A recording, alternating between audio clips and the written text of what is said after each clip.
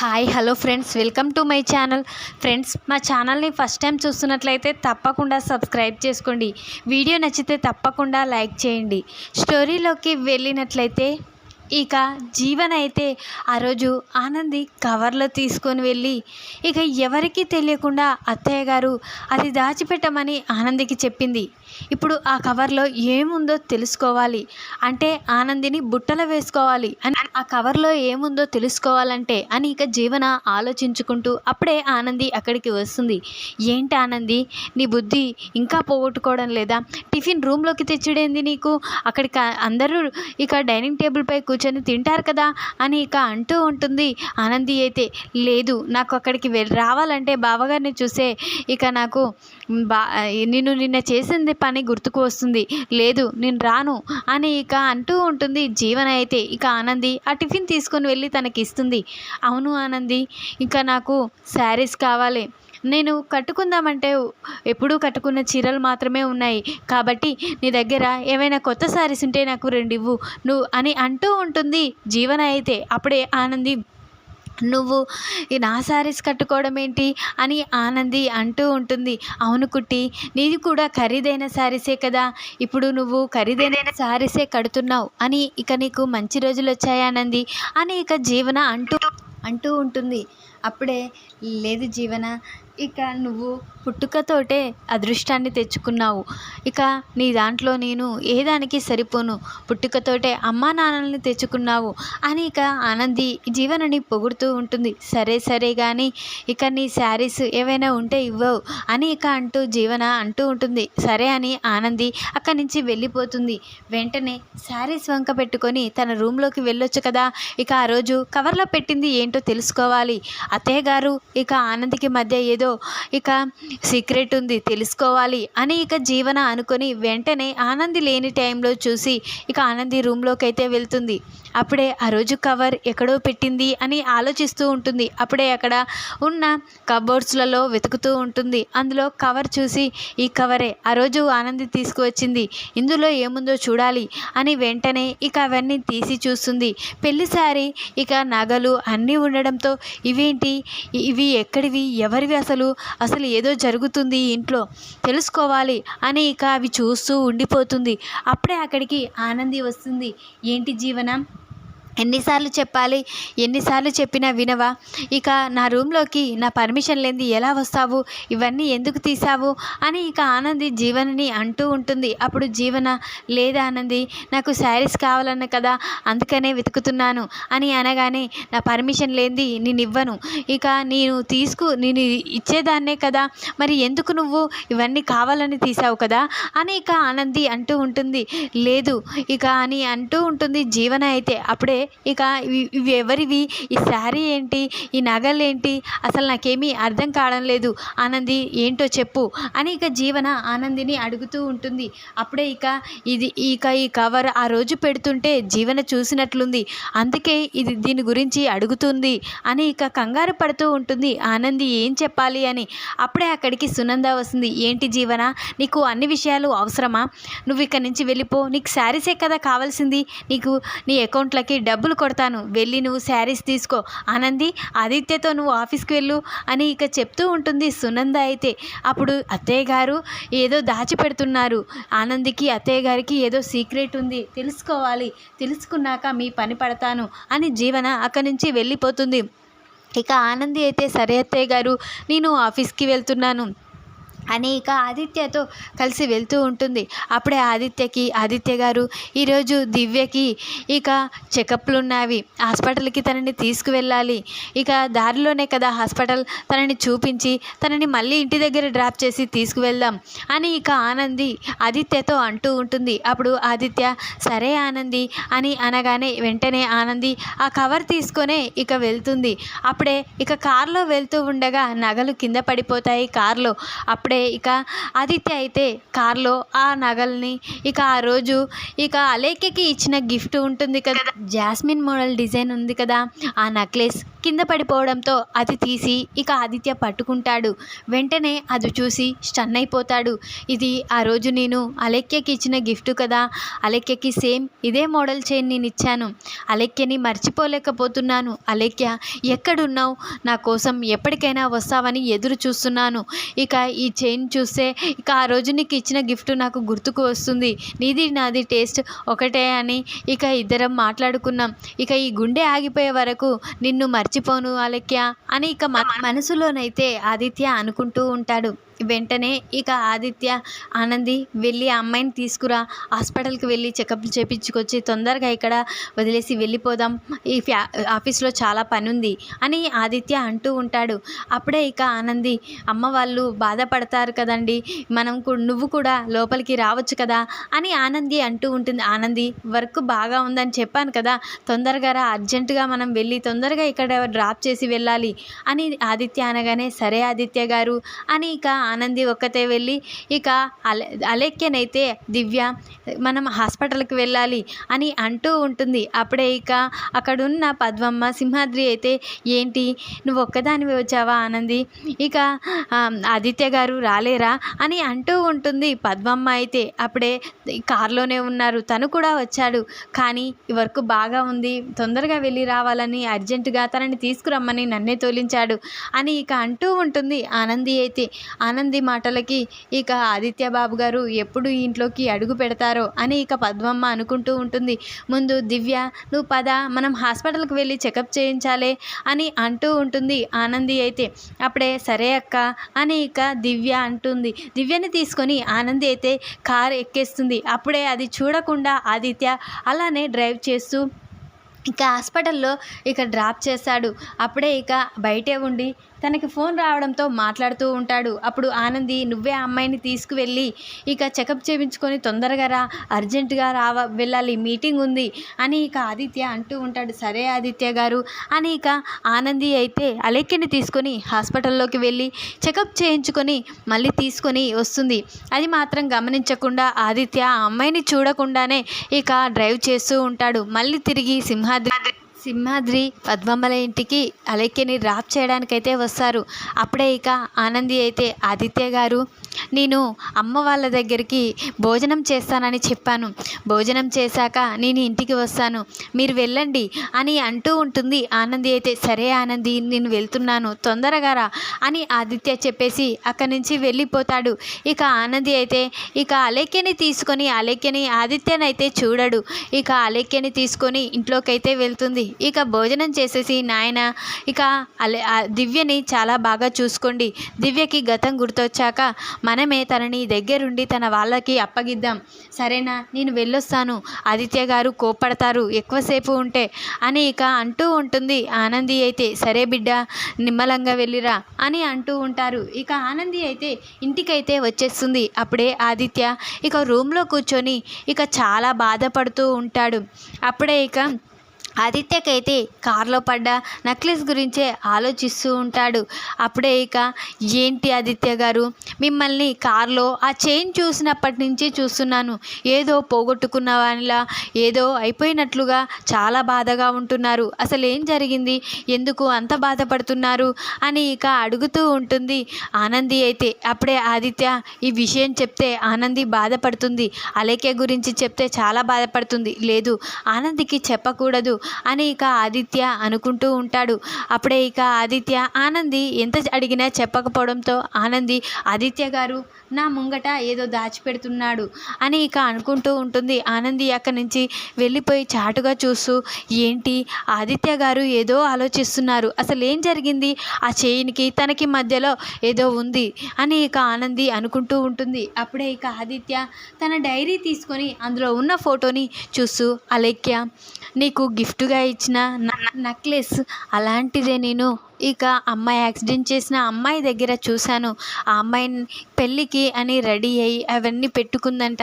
ఇప్పుడు అది చూసిన కానుండి అలేఖ్య నువ్వే గుర్తొస్తున్నావు, అసలు ఎక్కడున్నావు అలేఖ్య, నీకు నేను గుర్తుకు రావడం లేదా, నువ్వు నా దగ్గరికి ఎప్పుడు వస్తావు అని ఇక డైరీలో ఉన్న ఫోటోని చూసుకుంటూ చాలా బాధపడుతూ ఉంటాడు ఆదిత్య. అయితే అప్పుడే ఆనంది చాటుగా అదంతా వింటుంది. ఒక్కసారే స్టన్ అయిపోతుంది.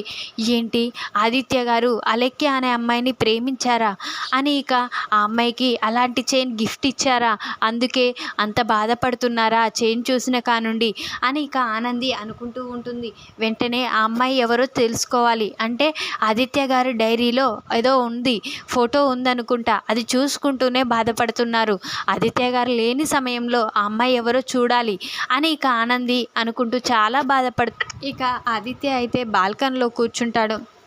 అది గమనించిన ఆనంది వెంటనే ఆదిత్య గారి డైరీలో ఏదో ఉంది, చూసి తెలుసుకోవాలి అని ఆనంది అనుకుని వెంటనే తన డైరీని వెతుకుతూ ఉంటుంది. అప్పుడే ఇక అందులో ఉన్న ఇక కబోర్డ్లో ఇక ఆ డైరీ కనిపిస్తుంది. ఆ డైరీని తీసి ఇక ఓపెన్ చేసి చూస్తూ ఉంటుంది.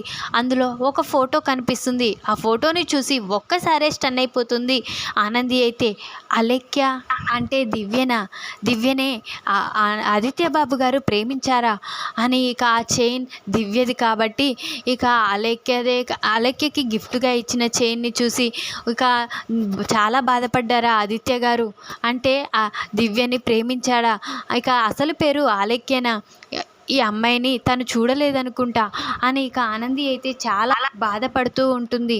ఇక నేను తెలుసుకోలేకపోయాను దివ్యని మీరు ప్రేమించారని. ఇక ఆ అమ్మాయి కూడా ఏదో పోగొట్టుకున్న దానిలా తనకి గతం గుర్తుకు రావాలంటే నువ్వు కనిపిస్తేనే తనకు గతం గుర్తుకు వస్తుంది ఆదిత్య బాబు గారు, ఇక మీరు దానివల్లనే నన్ను అగ్రిమెంట్ పెళ్ళి చేసుకున్నారా అని ఇక అన్నీ ఇక గుర్తుకు చేసుకుంటూ బాధపడుతూ ఉంటుంది ఆనంది. అయితే వెంటనే ఇక దివ్య దగ్గరికి వెళ్ళాలి అని ఇక అనుకుంటూ వెంటనే ఆనంది సింహాద్రి పద్మమ్మ ఇంటికైతే వస్తుంది. అప్పుడే సీను ఇక అలేఖ్య చాలా సంతోషంతో ఆట ఆడుకుంటూ ఇక అష్టాచెమ్మాలు ఆడుకుంటూ కూర్చుంటూ నవ్వుకుంటూ ఉంటారు.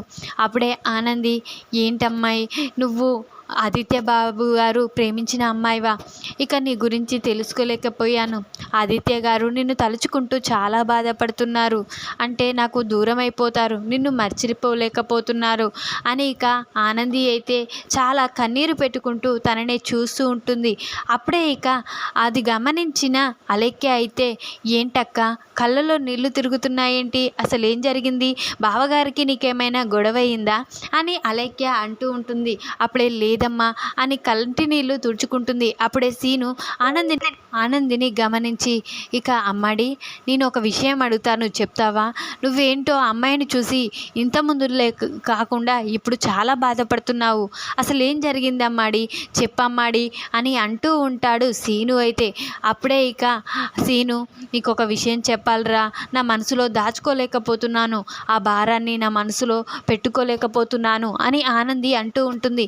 అప్పుడే ఇక సీను పక్కకు వచ్చి ఏంటమ్మాడి ఏం జరిగింది, నువ్వు ఇలా బాధపడడం చూస్తుంటే నీకు ఆదిత్య బాబు గారికి ఏదో గొడవైనట్లు అనిపిస్తుంది అని అంటూ ఉంటాడు సీను. అయితే లేదురా గొడవ ఏమీ కాలేదు, కానీ ఒక నిజం తెలిసిందిరా, ఈ అమ్మాయి ఎవరో తెలిసింది అని ఇక ఆనంది అంటూ ఉంటుంది. అప్పుడే ఎవరమ్మాడి, ఆ అమ్మాయి గురించి తెలిస్తే నువ్వెందుకు బాధపడుతున్నావు, తనని తన వాళ్ళ కాడికి పంపించవచ్చు కదా, ఇంకా సంతోషపడాలి కదా అని సీను అంటూ ఉంటాడు. అప్పుడే ఇక ఆనంది లేదురా తన వాళ్ళంటే తను ఒక అతన్ని ప్రేమించిందని, అతను కూడా తనని ప్రాణంగా ప్రేమించాడని ఇది తెలుసుకున్నాను అని అనగానే ఒక్కసారే షాక్ అయిపోతాడు సీను. అయితే అప్పుడే ఏంటమ్మాడి ఎవరతను, మరి తనని తీసుకువచ్చి ఆ అమ్మాయి ముందు నిలబెడితే ఆ అమ్మాయికి గతం గుర్తుకు వస్తుంది కదా, పదా వెళ్దాం అని సీను అంటూ ఉంటాడు. లేదురా తను ప్రేమించింది ఎవరినో కాదు ఆదిత్య బాబు గారిని అని అనగానే ఒక్కసారే షాక్ అయిపోతాడు సీను. అయితే ఏంటమ్మాడి ఆదిత్య బాబు గారిని ఈ అమ్మాయి ప్రేమించిందా అని అనగానే అవునరా, ఈరోజు ఆ అమ్మాయి చీర నెక్లెస్లు తీసుకువచ్చాను కదా, ఆ నెక్లెస్ ఆ కార్లో కింద పడిపోయింది. అది తీసిన ఆదిత్య గారు ఆ నెక్లెస్ని చూసి చాలాసేపు బాధపడ్డారు. ఏంటి ఆయన అలా బాధపడుతున్నారేంటి అని ఇంటికి వెళ్ళాక ఇక తనని గమనించాను. అయితే ఇక తన డైరీలో ఈ అమ్మాయి ఫోటో చూశాను. తను ప్రేమించుకున్నారు, వాళ్ళకి పెళ్ళి కూడా ఇక ఫిక్స్ అయింది, త్వరలోనే పెళ్ళి అని ఇక సునంద గారు చెప్పారు కదా, అది ఎవరితోటో కాదు ఈ అమ్మాయితోటే అని చెప్పగానే సీను స్టన్ అయిపోతాను. ఏంటమ్మాడి ఇప్పుడు ఈ అమ్మాయి ఇక ఆదిత్య గారిని చూస్తే మళ్ళీ ఆదిత్య గారు ఇక ఈ అమ్మాయి కలిసిపోతే నువ్వు నీ పరిస్థితి ఏంటమ్మాడి, నువ్వు బాధపడడం నేను చూడలేనమ్మాడి, వాళ్ళిద్దరిని ఒకటి చేయవద్దు, వాళ్ళిద్దరిని ఎప్పటికీ కలవనీయకూడదు అని ఇక అంటూ ఉంటాడు సీను. అయితే అప్పుడే ఆనంది, లేదురా వాళ్ళిద్దరూ కలిస్తేనే బాగుంటుంది, ఎందుకంటే వాళ్ళిద్దరూ ప్రేమించుకున్నారు, అలాగైనా ఆ అమ్మాయి గతం గుర్తుకు తెచ్చుకుంటుంది, ఇక ఆ అమ్మాయికి మనం చేసిన ద్రోహానికి వాళ్ళిద్దరూ కలిసిపోతేనే మంచిదని నాకు అనిపిస్తుంది ఇక అని అంటూ ఉంటుంది ఆనంది. అయితే అప్పుడే సీను, ఏంటి అమ్మాడి నీ గురించి ఆలోచించడం లేదేంటి, ఇప్పుడు నీకు ఆదిత్య బాబు గారికి తాళి కట్టిన బంధం ఉంది కాబట్టి నువ్వు తనే కలిసి ఉండాలి,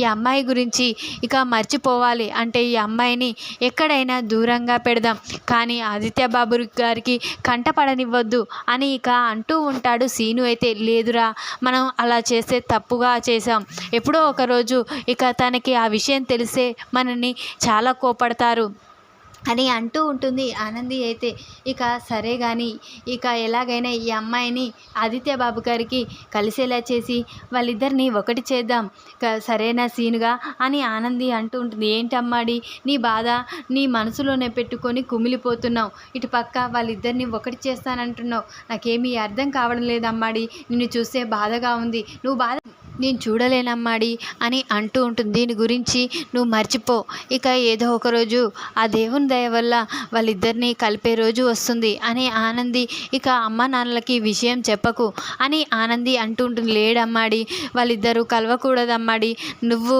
బాబుగారే సంతోషంగా ఉండాలి అని అంటూ ఉంటుంది. ఇప్పుడు మీరిద్దరూ అమ్మాయి లేదు కదా, బాబుగారు నీతో సంతోషంగా ఉంటున్నారు కదా అని సీను అంటూ ఉంటాడు. అప్పుడే లేదురా ఏదో ఒకరోజు నేను ఆదిత్య బాబు గారు విడిపోయేది ఖచ్చితంగా జరుగుతుంది, ఈ అమ్మాయి విషయంలోనే కాదు, ఎప్పుడో మనసు మారితే ఆదిత్య గారు ఇక నన్ను విడిచిపెట్టి వెళ్ళొచ్చు అని ఆనంది అనగానే ఒక్కసారే సీను స్టన్ అయిపోతాడు. ఏంటమ్మాడి ఎందుకు అలా మాట్లాడుతున్నావు అని ఇక ఈ సీనుగాడుండగా నువ్వు బాధపడదు, ఎప్పటికీ బాధపడలేవు అని సీను అంటూ ఉంటాను. లేదురా అసలు నాకు ఆదిత్య గారికి పెళ్ళి జరిగిందే ఒక అగ్రిమెంట్ పేపర్లో సైన్ ద్వారా, అంటే తనకు ఎప్పుడు ఇక నేను వద్దనుకుంటానో అప్పుడు నేను అతన్ని వదిలేసి వెళ్ళి రావాల్సిందే, అలా అయితేనే ఒప్పుకొని నన్ను పెళ్లి చేసుకున్నారు ఆదిత్య గారు, జ్యోతమ్మ కోసం ఆ రోజు నేను అలా చేయక తప్పలేదు అని ఇక ఆనంది చెప్పగానే సీను స్టన్ అయిపోతాడు. ఏంటమ్మాడి నువ్వు ఆదిత్య గారు గలా పెళ్లి చేసుకున్నారా అని సీను అంటూ ఉంటాడు.